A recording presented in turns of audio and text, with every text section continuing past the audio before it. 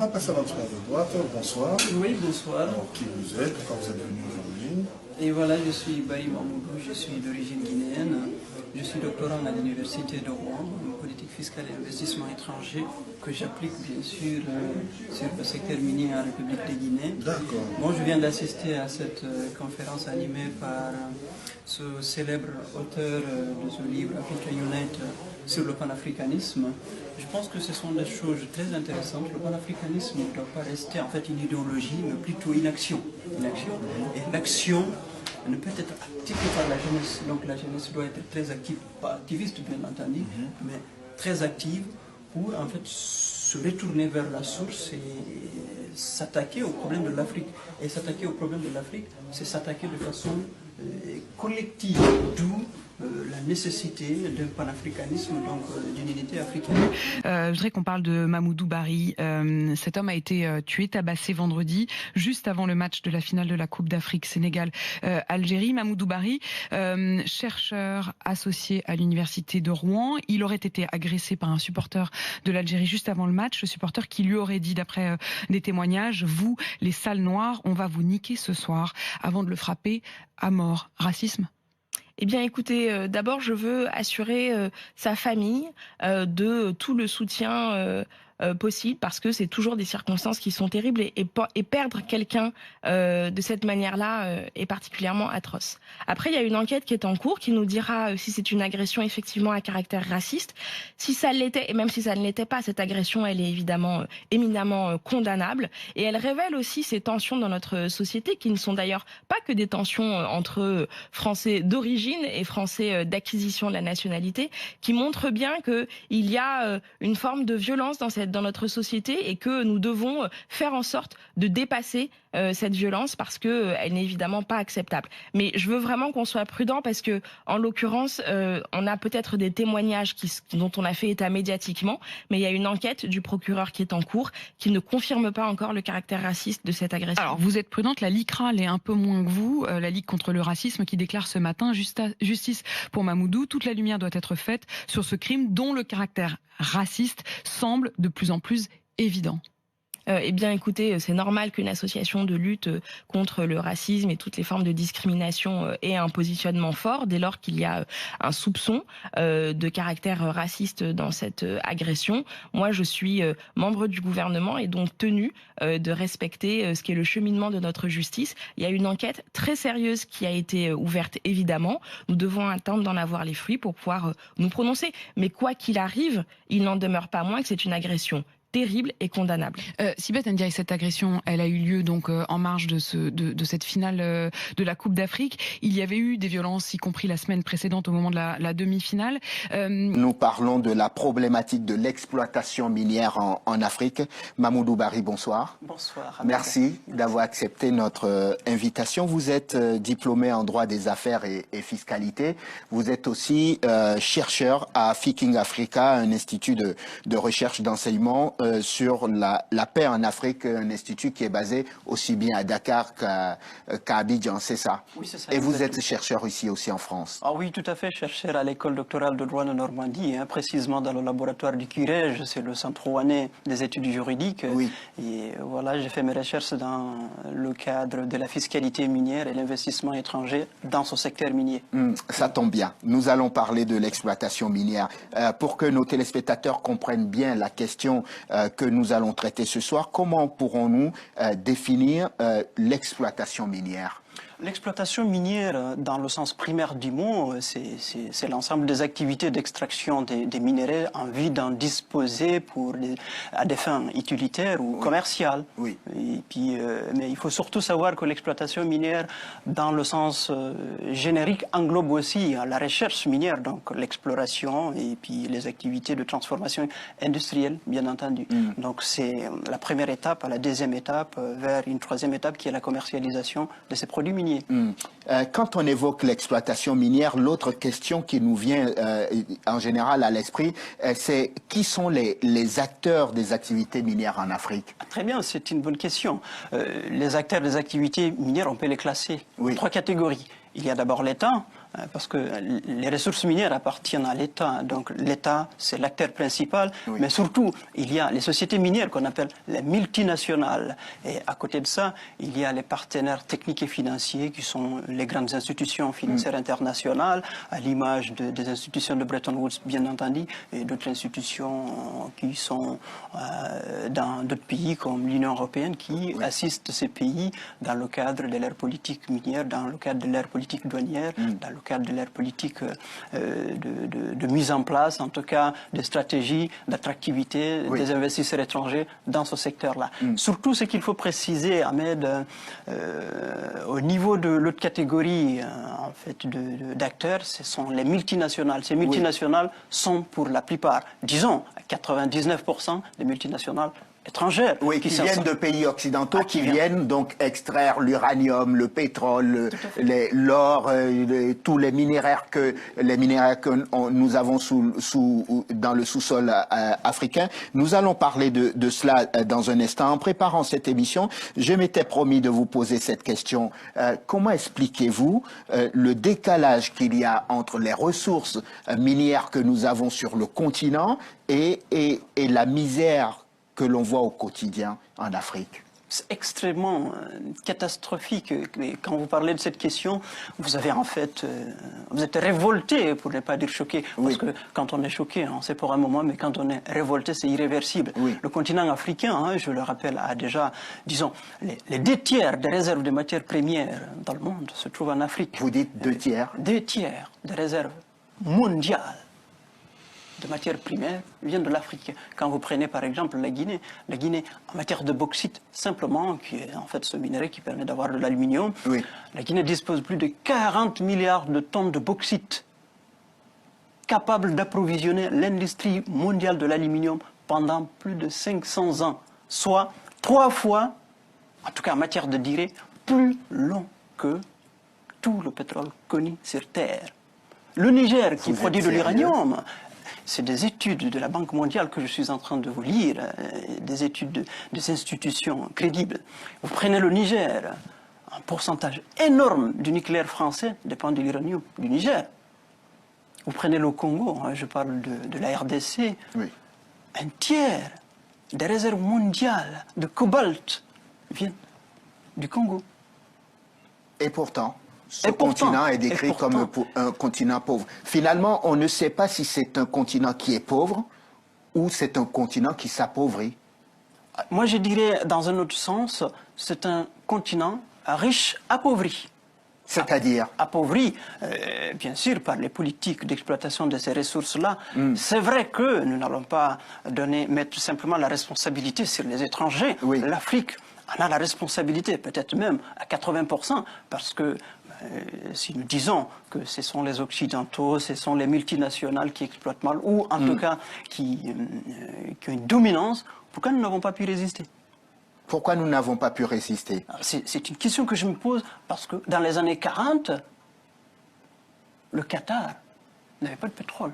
C'est dans les années 40 qu'on a découvert le pétrole. Mais aujourd'hui, le Qatar a la souveraineté sur son pétrole. Quand vous regardez le Japon, l'Afrique d'aujourd'hui ressemble un peu au Japon des années 40.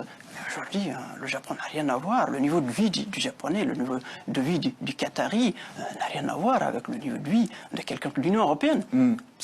Ils sont en avance, Parce que pourquoi ils ont pu résister aux multinationales? Ils ont pu résister, en tout cas aux puissances, peut-être même jadis coloniales, et nous n'avons pas pu résister. Je pense que nous devons être encore une fois un peu plus sérieux que ça pour que nous puissions rendre notre continent heureux, exploiter nos ressources minières dans un cadre juste et équitable. Si je résume votre pensée, vous dites l'Afrique est un continent qui est riche, qui a tout ce qu'il faut dans son sous-sol, et même au-delà. Et que ce décalage que nous observons aujourd'hui entre la misère permanente quotidienne aujourd'hui et ces ressources qui sont dans le sous-sol, qui sont exploitées par des multinationales, qui repartent dans les pays occidentaux, c'est d'abord notre faute, nous les Africains. Faute, nous en avons une. Bien entendu, parce qu'il y a la corruption. Oui. Dans ce secteur-là, c'est le secteur le plus opaque, le secteur des ressources naturelles. De façon générale, l'histoire le connaît, c'est le secteur le plus opaque. Il y a un problème de transparence qui est là. Comment les marchés se passent. Comment, bien sûr, le maigre revenu de ce secteur-là, comment il est redistribué. Cela m'amène à vous poser la question de savoir s'il existe un cadre juridique qui réglemente vraiment les activités d'exploitation minière en Afrique. Parfait, je pense que c'est la question même cruciale d'un tel débat, le cadre juridique de l'exploitation du secteur minier en Afrique. Oui.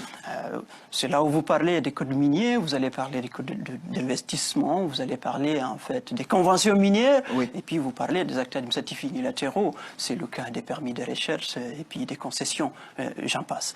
Quand vous prenez les codes miniers, c'est dans ces codes miniers-là où toutes disons les obligations des sociétés minières, les obligations de l'État sont décrites. Oui. Mais quand vous faites aujourd'hui une lecture panoramique des codes miniers africains, vous êtes étonné de voir que l'Afrique construit des codes extrêmement attractifs de l'investissement étranger, de façon à ce que c'est comme si l'Afrique dit aux investisseurs, venez, c'est pour vous, vous exploitez.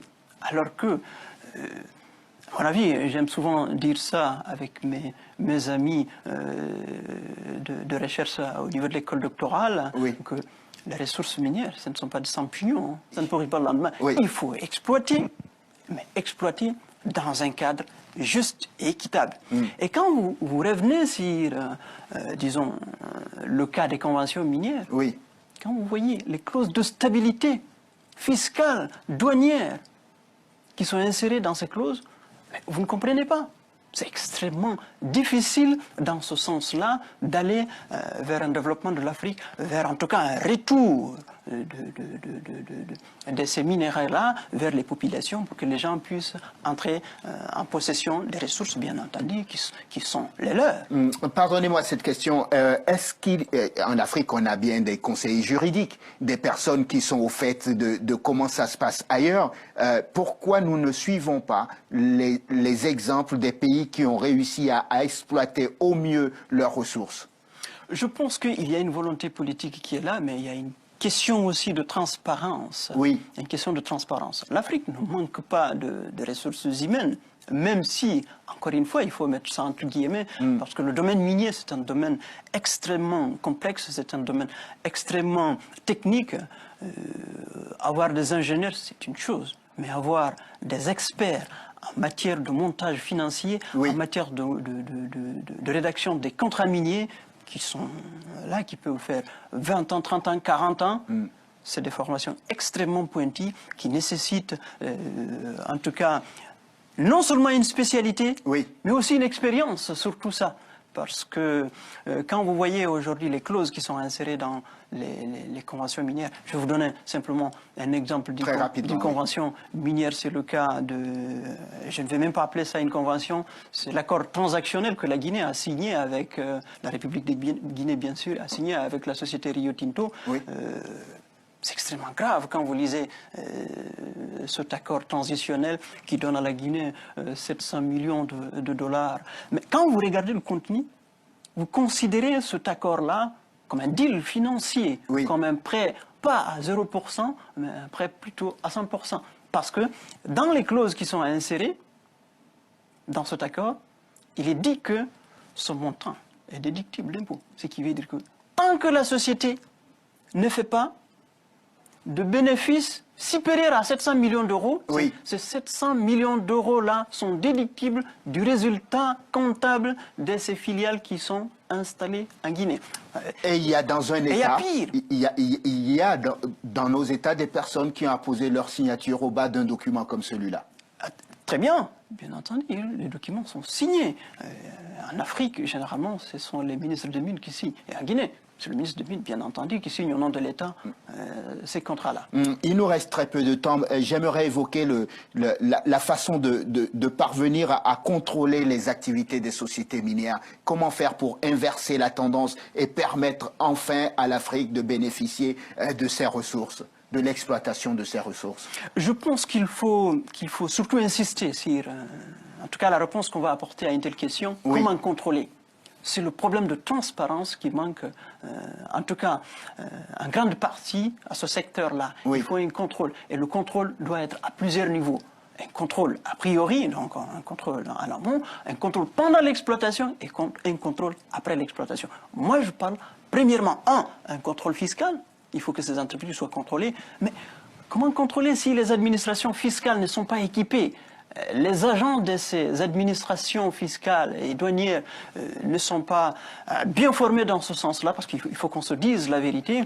Quand 50 avocats font un montage financier pendant des centaines d'heures, ce n'est pas 10 agents de l'administration fiscale qui arrive à 10 heures et qui part à 11 heures qui saura déceler tout ce qu'il y a. Tout cela. Donc là, c'est un. Et deuxièmement, il faut un contrôle parlementaire. Au-delà du contrôle fiscal, il faut un contrôle parlementaire. Il faut que les représentants du peuple puissent avoir un droit d'égard sur les activités minières. Un contrôle, a priori, d'abord, en mettant une législation claire, et puis en diligentant des enquêtes parlementaires pour savoir exactement est-ce que ces sociétés minières respectent leurs obligations fiscales, leurs obligations juridiques, leurs obligations financières, environnementales et sociales, inclus dans ces conventions. Donc il faut un contrôle. Et puis, vers la fin, il faut contrôler que ces sociétés minières respectent l'environnement, mais aussi respectent la reconstruction de la mine.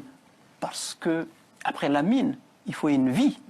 Après, donc il faudra que les gens essayent de revenir reconstruire l'environnement écologique qui est là. Oui, qui a été détruit. Malheureusement, nous arrivons au terme de notre entretien. Juste une question très rapide. Le 5 février prochain, vous participez, si j'ai bonne mémoire, à une conférence débat organisée par l'Institut Ficking Africa sur le thème de l'exploitation de nos ressources et le rôle de l'État face aux multinationales. C'est quoi l'objectif et où se déroule cette conférence? L'objectif de la conférence, notamment, c'est d'expliciter toutes ces questions que nous venons d'entamer de façon un peu brève. La conférence se tiendra à Rouen, à la maison de l'université. Et l'objectif, c'est quoi? Comme je l'ai dit, c'est d'expliciter notamment toutes ces questions juridiques, toutes ces questions économiques, la procédure de négociation de ces contrats-là, qu'est-ce que cela apporte à l'Afrique. Et surtout, je voulais préciser pour vous, Thinking Africa, l'institut pour lequel il fait des recherches, prévoit une formation des parlementaires africains, notamment des parlementaires guinéens, des parlementaires rwandais, congolais, sénégalais. En tout cas, nous proposons cette formation-là aux parlementaires pour qu'ils puissent avoir les outils nécessaires pour contrôler ces sociétés minières, contrôler ces actions-là. Et je n'allais pas, en fait, terminer sans dire ce mot. L'organisation de cette conférence-là est bien entendu soutenue par l'association des étudiants nigériens, mais aussi l'association des Guinéens de Normandie qui partent sur le terrain pour mobiliser en tout cas tous les ressortissants, la diaspora africaine aussi des Français, voilà, parce que la conférence sera animée par des universitaires et des professionnels. Mamoudou Barry, merci. Merci Ahmed. Diplômé en droit des affaires et fiscalité, chercheur à Ficking Africa, un institut de recherche d'enseignement sur la paix et qui est basé à Dakar et à Abidjan. Merci. D'être venu dans l'entretien du jour. J'aurai le plaisir de vous accueillir à nouveau à d'autres occasions pour qu'on évoque d'autres problématiques liées au continent africain. D'accord. Alors, vous avez assisté à la conférence, une bonne partie en tout cas. Qu'est-ce que vous en avez pensé? Qu'est-ce que vous en avez tiré comme enseignement? Comme enseignement, je trouve que l'Afrique a du potentiel, même si en fait aujourd'hui on peut faire un descriptif de l'échec de l'élite africaine, mais encore une fois, il faut qu'on quitte cette caricature, passer vers l'essentiel. Il y a aujourd'hui de belles idées. Il y a aujourd'hui de belles idées qui naissent, il y a une génération qui est là, qui sait ce qu'elle veut, même si Sékou Touré, Kwame Nkrumah et puis Thomas Sankara et autres n'ont pas réussi toutes leurs ambitions, mais c'est un bel héritage qui est là, qu'il faut en fait vivifier, qu'il faut développer. C'est une véritable inspiration. On ne peut pas avoir l'Occident comme consultant et se comparer à l'Occident. C'est impossible. Il faut que nous créons nous-mêmes ce que nous consommons et qu'on consomme ce que nous créons, comme dit Thomas Sankara. Oh, c'est magnifique. Alors j'aurais bien voulu qu'on termine là, mais vous, tous les deux, vous êtes tellement brillants que je vais continuer un tout petit peu avec vous. Alors la Guinée, évidemment, des mines, c'est pas ce qui manque. Il y a tout en Guinée, tout. Donc quand vous allez finir avec votre thèse sur la politique fiscale, vous restez ici, vous rentrez en Guinée? Pratiquement pas. Je suis pressé, je ne vais pas dire que je suis pressé de rentrer chez moi. Vous savez, j'ai voyagé, je ne me suis pas déplacé. Voyager, c'est partir pour revenir. D'accord. Se déplacer, c'est partir avec tout, sans revenir. D'ailleurs, mon sujet adapté pratiquement aux richesses de la Guinée, notamment aux richesses minières, c'est justement pour apporter mon grain de sel, en tout cas en tant qu'intellectuel, si j'arrive à avoir en tout cas la formation requise au développement de mon pays. Le développement de mon pays passera forcément par une action collective, donc le développement de l'Afrique. D'accord.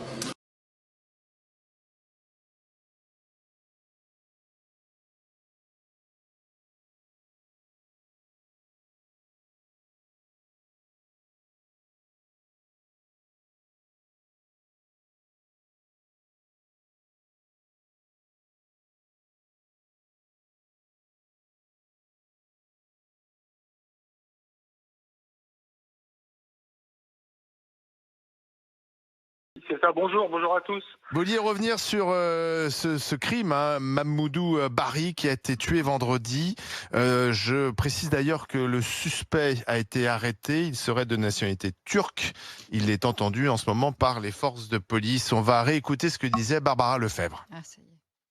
Il est assez évident que c'était une personne d'origine maghrébine. Ça vient de la famille elle-même. C'est pas des horribles fascistes d'extrême droite qui auraient inventé.